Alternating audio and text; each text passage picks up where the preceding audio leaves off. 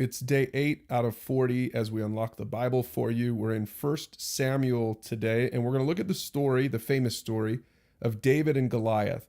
But first, I want to just show you where we are in the table of contents. So if you look at the beginning of your Bible, the first 5 books, the books of Moses, the Pentateuch, Genesis through Deuteronomy, we spent a little time in Genesis and Exodus. Maybe later you can go back and read some of those other books. But the next section of books is called history. Joshua, Judges, and Ruth. This is when we start looking at the history of Israel after the Exodus. And today we're going to look at 1 Samuel. So we're skipping all the way up to 1 Samuel, which is where we first are introduced to this guy David. And of course, David and Goliath is this famous story. You know, we talk about this today whenever there's an underdog, we call him the David. And this is where it comes from, chapter 17.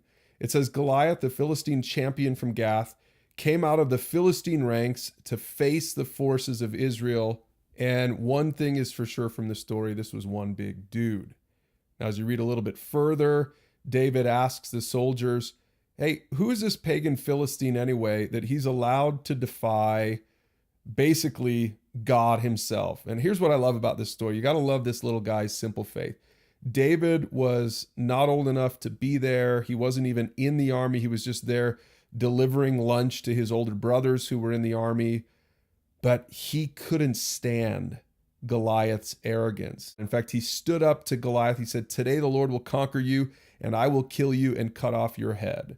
And here's what I want you to take away from this story as you read it for yourself. This story was always about God versus Goliath. It's not really David versus Goliath. David understands this. And I think as you read the chapter, you'll understand it too.